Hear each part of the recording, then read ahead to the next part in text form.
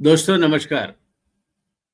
આજે ઇતિહાસમાંથી આઝાદીની ચળવળ જેના નામે ચાલી અને જેના માટે નેલ્સન મંડેલાએ કહ્યું કે ભારતે તો અમને mister Mohandas Karamchand Gandhi bar at law આપ્યા હતા, બેરિસ્ટર ગાંધી આપ્યા હતા, એમાંથી અમે એમને મહાત્મા ગાંધી બનાવી તમને પાછા આપ્યા. કેટલી સાચી વાત છે.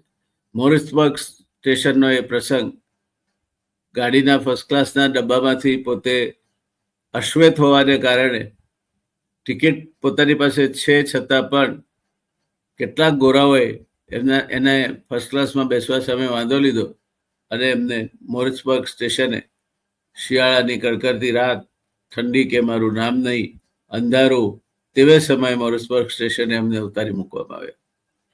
એ અપમાન, એ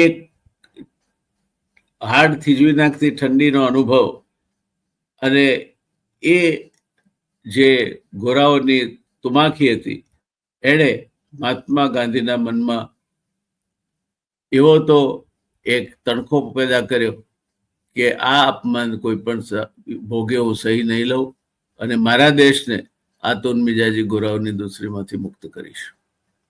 આ ગાંધીજી જાતે જ બધું કરતા. પોતે પદયાત્રા પણ કાઢે, જેલમાં જાય, ગોળબેજી પરિષદમાં પણ જાય. 25,000 જેટલા પત્રો એમણે જાતે લખ્યા છે હાથે. એમના જેવા તેવા જે અક્ષર, એમના અક્ષર બહુ સારા નહોતા. ગાંધીજીના અક્ષર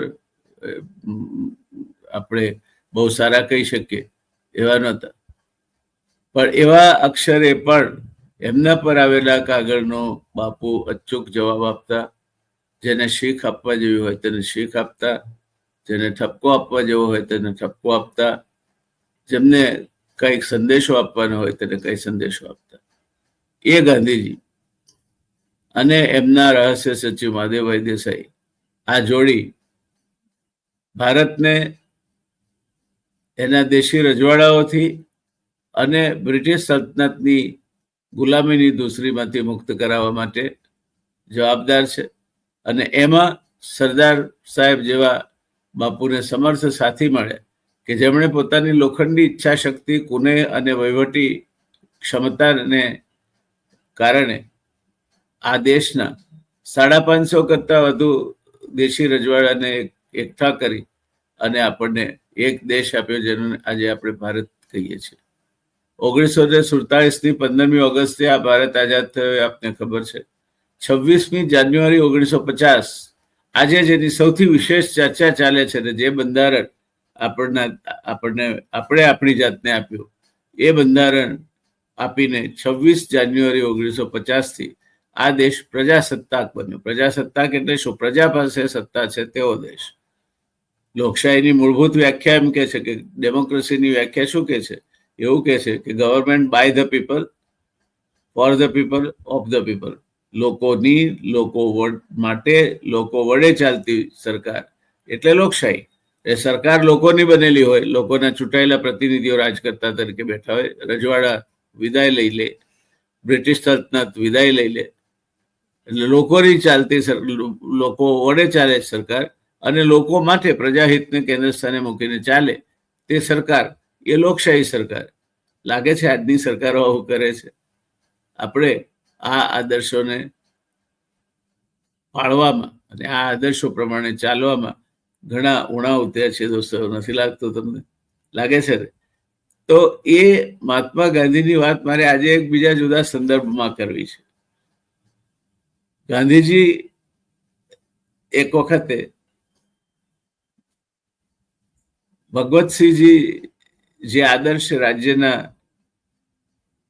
રાજવી હતા, તેવા ગોંડલ રસશાળા ઔષધાશ્રમ ગોંડલે ગાંધીજીના માનમાં એક સન્માન સમારંભ રાખ્યો હતો અને એમને ગોંડલ આવવા માટે નિમંત્રણ આપ્યું. આ નિમંત્રણને માન આપીને ગાંધીજી ગોંડલ પધાર્યા. ભગવતસિંહજીની ઉદારતા જુઓ. એમણે એ દિવસે ગોંડલ સ્ટેશન પર પ્લેટફોર્મ પાસમાંથી 100% લોકોને મુક્તિ આપી દીધી. રાજ્યની બગી લઈને દિવાન સાહેબ મહાત્માજીને રિસીવ કરે અને રાજ્યના વિશિષ્ટ અતિથિ ગૃહમાં એમને ઉતારો આપવામાં આવે તે વ્યવસ્થા કરી. હવે અહીંયા એક વસ્તુ તમને કહી દઉં કે ભગવતસિંહજી કોઈ મહેલમાં નહોતા રહેતા. ભગવતસિંહજી પોતાનું રાજ્ય એટલી સાદગીથી અને કરકસરથી અને નિયમો પ્રમાણે ચલાવતા કે એ પોતે એક અલગ પોતાનું નિવાસ સ્થાન રાખીને એમાં રહેતા અને જે પગાર આવતો એમનો એ પગારમાંથી જ પોતાનું ગુજરાન ચલાવતા, પોતાના ખર્ચાઓ એમાંથી પાડતા. આવા મૂલ્યનિષ્ઠ રાજવી જેણે ગોંડલને એક આદર્શ રાજ તરીકે આજે પણ એની કીર્તિ વ્યાપેલી છે, પ્રસ્થાપિત કર્યું. એમના મહેમાન બન્યા છે મહાત્માજી અને એમને વિશિષ્ટ અતિથિ ગૃહમાં ઉતારો આપવામાં આવે. રસશાળા ઔષધાશ્રમના કાર્યક્રમ અને બીજા કાર્યક્રમો સુપેરે પૂરા થાય છે. પણ કેટલાક સંસ્થાઓ, વેપારીઓ વગેરેની લાગણી છે ગાંધીજી સાથે ચર્ચા કરવાની. એટલે ગાંધીજી ત્યાં 3 દિવસનું રોકાણના બદલે એમનું રોકાણ થોડું વધારે થઈ જાય છે. 2 દિવસ એમાં વધારાનું રોકાણ ત્યાં થઈ જાય છે. તો તમે કહો એમાં શું 2 દિવસ વધારે રોકાઈ જાય? બાપજી ગાંધી બાપુ ક્યાં કોઈની નોકરી કરતા હતા? ચિંતાનો સવાલ હોય ના, એવી ચિંતાનો સવાલ નથી. પણ જ્યારે નીકળવાના થયા ત્યારે એ અતિથિ ગૃહના મેનેજરે 2 દિવસનું વધારાના રોકાણનું બિલ ગાંધીજીના હાથમાં પકડાવી દીધું. હવે એ બિલ કઈ ગાંધીજીને કોઈ ભરવા દેવાનું હતું નહીં. એ બિલ ગાંધીજીના યજમાનો એટલે ગોંડલ રસશાળા ઔષધાશ્રમને વગેરે લોકોએ ભેગા થઈને ભરી દીધું. વાત પતી જવી જોઈતી હતી. ભગવતસિંહજીએ બાપુને નિમંત્રણ આપ્યું હતું કે આપ પધારો ગોંડલમાંથી, ત્યારે જતા પહેલા આપણે નાસ્તા ઉપર મળીશું. ગાંધીજીએ સમયના પાબંદ અને ભગવતસિંહજી પણ સમયના એટલા જ ચોક્કસ અને પાબંદ. નાસ્તા કરવા માટે વિદાય પહેલા ભેગા થયા સવારનો. ત્યારે ગાંધીજીના મનમાં પેલી થોડી ખટાશ રહી ગયેલી કે મારે 2 દિવસ વધારે રહેવું પડ્યું, બિલ રાજે લીધું. આ કઈ જાતનું રાજ્ય? અતિથિ પાસેથી પણ બિલ વસૂલ કરે. ત્યારે નાસ્તા ઉપર વાતો કરતા કરતા ગાંધીજીએ કટાક્ષ કર્યો કે આજકાલ તો રજવાડા પણ વેપારી થઈ ગયા છે.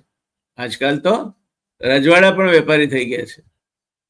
હવે ભગવતસિંહજી જેવા મહાવિચક્ષણ રાજવીને આ ગાંધીજીનો કટાક્ષ ના સમજાય એવું તો બને નહીં. એમને લાગ્યું કે જોડો ક્યાં ડંકે છે ગાંધીને. મનમાં હસ્યા બાપુ અને ચહેરા પર સ્મિત લાવીને કહ્યું, જો એક વાત છે, આપણે ગમતી વાત પણ જ્યારે કોઈ કરે અને આપણો મહેમાન હોય ત્યારે એની સાથે વિવેકપૂર્વક જ વાત કરવી જોઈએ. જવાબ આપવો હોય તો પણ વિવેકપૂર્વક જ જવાબ આપવો જોઈએ. આ શિસ્ત અને આ પ્રકારનો વિવેક રાજા રજવાડાઓમાં હતો. આજના રાજા રજવાડાઓ તુમાખી ભર્યા વર્તન માટે જાણીતા છે.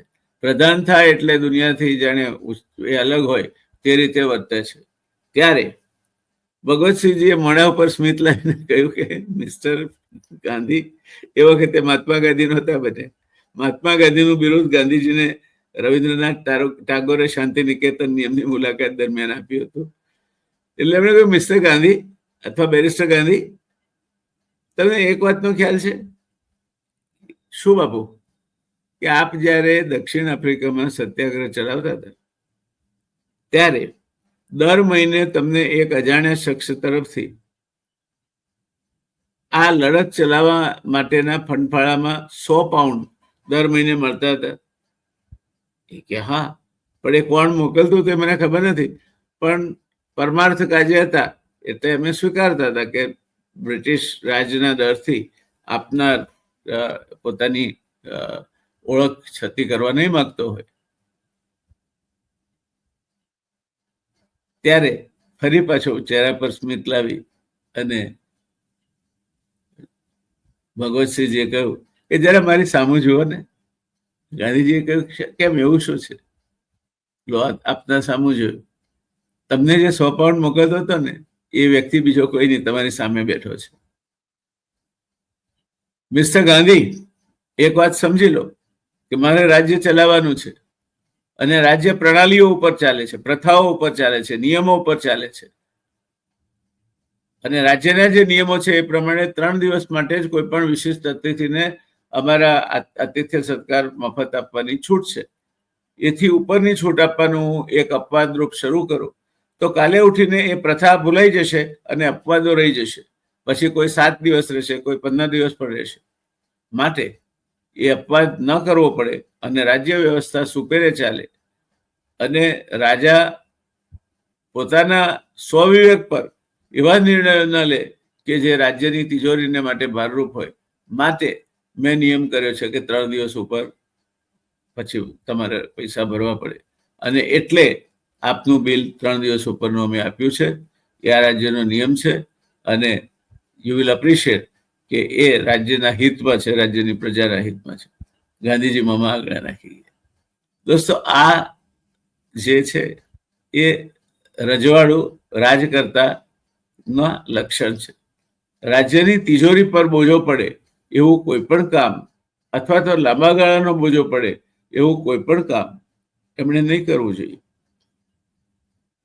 એવી તમે જાહેરાત કરી દો કે હું આને આજીવન આ વસ્તુ આપીશ, આ અધિકાર આપીશ, લાંબા ગાળાની સબસિડી આપીશ, લાંબા ગાળા સુધી 5 કિલો ઘઉં મફત આપીશ, તો કોના પૈસામાંથી આપો છો તમે?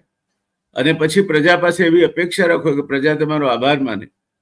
અરે તમારા તેરા પૂન તેરે દ્વાર. પ્રજાના પૈસા છે, પ્રજાના પૈસાના તમને વહીવટદાર તરીકે બેસાડ્યા છે. તમે પ્રજાના પૈસાના માલિક નહીં, પ્રજાના પૈસાના ટ્રસ્ટી છો. એ પ્રજાના કરવેરાના નાણાં છે. તમારી મોટર ગાડીમાં પેટ્રોલ પણ એનું પુરાય છે. તમારા સાથે સિક્યોરિટી રહે છે એનો પગાર પણ એમાંથી ચૂકવાય છે. તમે જે બંગલામાં રહો છો એના વીજળીથી માંડીને બધા ખર્ચા પ્રજા ચૂકવે છે. તમે પ્રજા ઉપર તમારો બોજ તો નાખો જ છો, વધતા એવા કન્સેશન અથવા તો એવા લોભામણી સવલતો પ્રજાને જાહેર કરો કે જેના થકી આવનાર રાજ્ય વ્યવસ્થા પણ એ કરના બોજા હેઠળ દબાવી રહી અથવા તો દેવાના બોજા હેઠળ દબાવી રહી. પરિણામે દેવું વધતું જાય. દેવું વધતું જાય એટલે રાજ્ય વ્યવસ્થા દેવાના બોજની છે. દેવું પાછું વાળવાનો અને વ્યાજના ખર્ચામાંથી જ બહાર ન નીકળી શકે. એટલે વિકાસના જે કામો છે, પ્રજાહિતના કામો છે, એ કામો માટે નાણાં કાં તો ઓછા પડે કાં તો વધારાના કરવેરા નાખવા પડે. આજે આપણે આ ગબ્બર ટેક્સ જેને કહીએ છીએ તે ટેક્સ જે સેન્ટ્રલ સેલ્સ ટેક્સ અને સ્ટેટ સેલ્સ ટેક્સને ભેગો કરીને જીએસટી તરીકે ગબ્બરસિંહ ટેક્સ જીએસટી તરીકે વસૂલાય છે.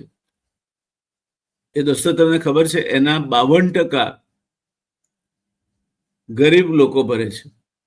5 રૂપિયાનું બિસ્કિટનું પડીકું એક ભિખારી ખરીદે કે કન્સ્ટ્રક્શનના કામ પર કામ કરતી એક માં એનું બાળક ભૂખ્યું થયું છે અને રડે છે, એને ખાવા માટે એક આવડું 5 રૂપિયાનું બિસ્કિટનું પેકેટ ખરીદે તો એના પર 18% પ્રમાણે 90 પૈસા રાજ્ય સરકારનો ટેક્સ લાગે છે, જીએસટી લાગે છે. સેન્ટ્રલ રાજ્ય સરકાર બંનેનો ભેગો થઈ. કોના પર ટેક્સ નાખો છો તમે? 52% ટેક્સ ગરીબો ભરે છે. એક બાજુ તમે ગરીબોને રાહત આપવાની વાત કરો છો, બીજી બાજુ આ ટેક્સ નાખો છો. બાકીના 45% મધ્યમ વર્ગ ભરે છે, કારણ કે એ શાકભાજીથી માંડીને ગ્રોસરીથી માંડીને નાની મોટી ખરીદીઓ કરે છે જેના ઉપર જીએસટી લાગે છે. માત્ર 3% ટેક્સ જ ધનાઢ્યો ભરે છે. તો તમે એક બાજુ ગરીબ કલ્યાણ રાજ્યની વાત કરો છો, ગરીબોની સરકાર છે, ગરીબોના બેલી થવાની વાત કરો છો, અને બીજી બાજુ તમે રાજ્યની તિજોરીમાં આવેલા ગરીબોના પરસેવાના નાણાંનો દુર્વ્યય કરો છો. તમે એ હોટલમાં રહો છો જેના કરોડોમાં બિલ ચૂકવવા પડે. હમણાં પ્રધાનમંત્રી શ્રી સાઉદી અરેબિયાના કે કોઈ અરબ રાજ્યના પ્રવાસે જઈ આવે, એની હોટલનું બિલ કરોડો રૂપિયામાં ચૂકવ્યું છે. તો આ પ્રજાના પૈસાના નાણાં ભગવતસિંહજીની વાત સાથે તમે જોડી અને હવે વિચારો તો શું આવનું પરિણામ આવે? ચાણક્યના કિસ્સામાં એવું કહેવાય છે કે ચાણક્યને એક મુલાકાતી વિદેશી મુલાકાતી મળવા ગયા. સંધ્યા થઈ ગઈ હતી. ચાણક્ય દીવો સળગાવીને કઈ કામ કરતા હતા. પેલા ભાઈ જઈને બેઠા. કામ પતી ગયું એટલે એમણે પેલો દીવો ઓળવી રાખ્યો અને બીજો દીવો પ્રગટાવ્યો. બોલો શું કેવું છે? ત્યારે પેલા કહ્યું કે આ સમજાયું નહીં મને, તમે આ દીવો ચાલતો તો એ ઓલવી નાખ્યો અને આ બીજો દીવો કેમ સળગાવ્યો? ત્યારે ચાણક્ય કહ્યું કે એ દીવો, એનું તેલ, એનો ખર્ચ રાજમાં પડે છે. હું રાજનું કામ કરતો હતો, માટે એ દીવો વાપરવાનો મને અધિકાર હતો, એટલે મેં એ દીવો વાપર્યો. હવે તમારી અને મારી મુલાકાત વ્યક્તિગત છે. હું રાજ્યમાં એનો ખર્ચો ન નાખી શકું અને માટે મેં જે દીવામાં તેલ મારા ખર્ચે પુરાય છે તે દીવો પ્રગટાવ્યો અને આપણે બે વાતો કરીએ છીએ. હવે ગમે તેટલી લાંબી વાત ચાલે, મારા મનમાં કોઈ દંશ નહીં રહે કે મેં રાજ્યના પૈસાને ખોટી રીતે વાપર્યા છે. તો દોસ્તો, આ રાજ્ય વ્યવસ્થા હતી. રજવાડા હતા એટલે બધા ખરાબ જ હતા, રજવાડા હતા એટલે જોરજુલમ જ કરતા હતા, એવું નથી. અનેક સારા રાજવીઓ એ પોતાના સુશાસન થકી પ્રજા સુખના વિવિધ કામો કર્યા છે.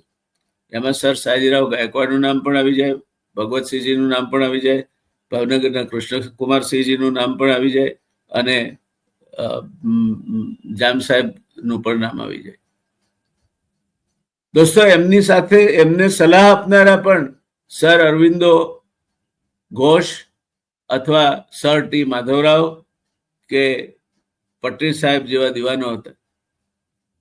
એટલે રાજા તો ઉત્તમ ભાવનાથી સંચાલિત હોવો જ જોઈએ, પણ રાજાની સાથે કામ કરનાર જે વહીવટી તંત્ર છે એ વહીવટી તંત્રને પણ પોતાના દાખલાથી દોરી શકે એવા ઉત્તમ વહીવટકારો અથવા દક્ષ વહીવટકારો મળવા જોઈએ કે જે રાજ્ય હિતમાં રાજાને પણ સાચી સલાહ આપવાની આવે ત્યારે ખુશામત ખોરી નહીં કરતા સાચી સલાહ આપી શકે, અને તો જ લોકશાહીનો અર્થ સરે. દોસ્તો, છેલ્લે એક પ્રશ્ન તમને પૂછવો છે. લોકશાહીની મેં વ્યાખ્યા કહી, government by the people, for the people, of the people. By the પીપલમાં BY આવે બાય, ફોર ધ પીપલમાં FOR આવે ફોર, અને ઓફ ધ પીપલમાં OF આવે ઓફ. દોસ્તો, વ્યાખ્યા તો આજે પણ એ જ રહી છે, પણ ઉચ્ચારો એના એ હોવા છતાં એના સ્પેલિંગ બદલાયા છે. હવે લોકશાહીની વ્યાખ્યામાં ગવર્મેન્ટ બાય ધ પીપલ એ BY નથી રહ્યું, હવે BUY થઈ ગયું છે. ઉચ્ચાર બાય જ રહ્યો છે, પણ બાય ધ પીપલ એટલે લોકોને ખરીદો, ચૂંટણી ટાણે વચનો આપો, બેફામ પૈસા વેચો, લાડલી બેનાથી માંડીને અનેક પ્રકારની યોજનાઓ તમે અમલમાં મૂકો. કોના પૈસે કરો છો બધું તમે? Buy the people. તમે લોકોને ખરીદી રહ્યા છો. પ્રજાના પોતાના તેરે પૂન તેરે દ્વાર, પ્રજાના પોતાના જ નાણાંથી તમે પ્રજાને સબસિડી અને આ લોભામણી લાલચોની જાહેરાતો કરી રહ્યા છો. પછી ચૂંટાઈ આવ્યા એટલે ફોર્સ ધ પીપલ. તમારે જીવવું હોય તો જીવો, નહીં તો જન્મમાં જાઓ.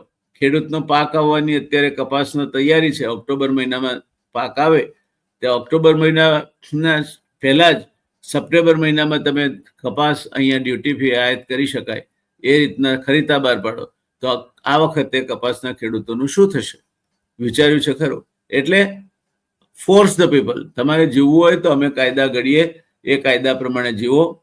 કિસાન કાયદાઓને જે કાળા કાયદા તરીકે જાણીતા બન્યા હતા, એ 3 કાયદાઓને રદ કરાવતા કરાવતા 800 કિસાનો શહીદ થયા છે. છતાં એ કાયદા પાછા ખેંચાય, પણ મિનિમમ સપોર્ટ પ્રાઇસનો કાયદો હજુ સુધી આવ્યો નથી. એટલે ફોર્સ ધ પીપલ. અમે બેઠા છીએ 5 વર્ષ, અને તમે જો સામા થશો તો અમારી પાસે પોલીસ છે, અમારી પાસે બીજી બધી સંસ્થાઓ છે, અમે હેરાન પરેશાન કરી નાખીશું તમને.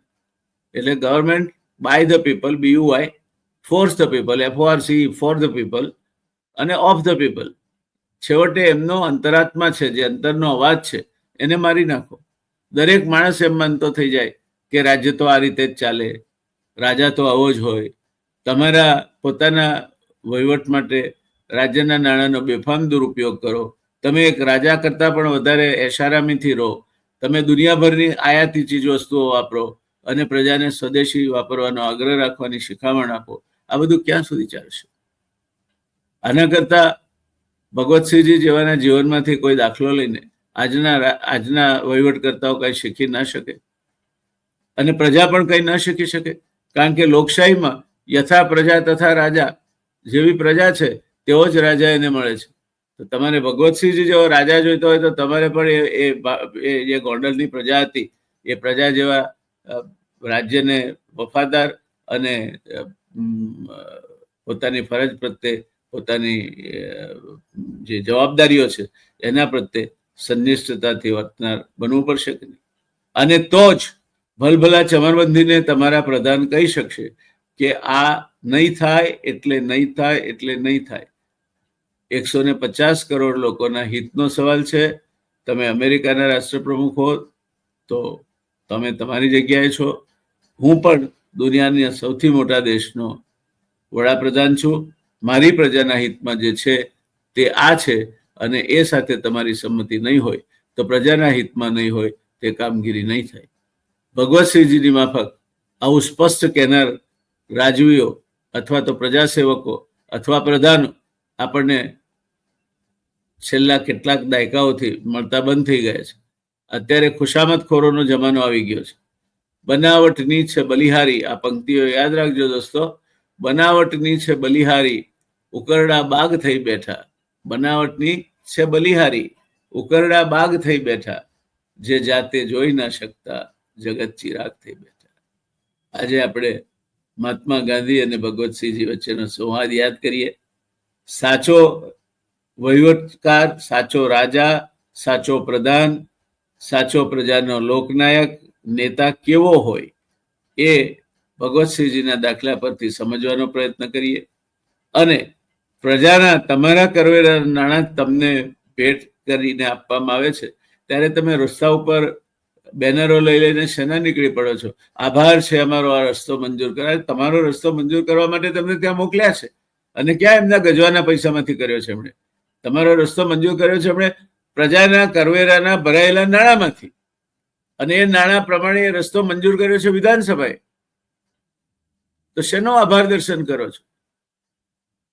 તમે તમારા જ પૈસા આપો, તમારા જ પૈસે ખરીદી થાય, અને તમારી ખરીદાયેલી વસ્તુમાંથી કટકી દલાલી કરી અને પોતાનો શેષ કાઢી લે, અને પછી એ વસ્તુ તમને આપે જેમાં ગુણવત્તા ના હોય, જેમાં લાંચ રૂશ્વત થઈ હોય, જેમાં ગોટાળા થયા હોય, અને ઉપરથી તમે આભાર દર્શન કરવા નીકળો છો. તો દોસ્તો યાદ રાખો, તમને ભગવતસિંહજી જેવા રાજા નહીં મળે, પણ ભગવતસિંહજી જેવી પ્રજા પણ તમે નથી. કારણ કે એને democracy, you get the government you deserve. લોકશાહીમાં તમે જેને લાયક હો એવી સરકાર તમને મળે છે. તમે જેને લાયક છો એવા લોક પ્રતિનિધિ તમે ચૂંટો છો. તમે જેને લાયક છો એવા પ્રધાનો તમને મળે છે. તમે જેને લાયક છો એવા ગવર્નર તમને મળે છે. તમે જેને લાયક છો એવા આઈએએસ અધિકારીઓ, આઈપીએસ અધિકારીઓ કે આઈઆરએસ અધિકારીઓ તમને મળે છે.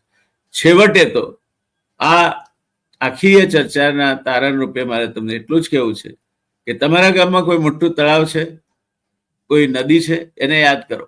હવે એ તળાવમાંથી તમે સોનાના વાસણથી પાણી લો, ચાંદીના વાસણથી પાણી લો, પતરાની ડોલથી પાણી લો કે માટીના ઘડાથી પાણી લો.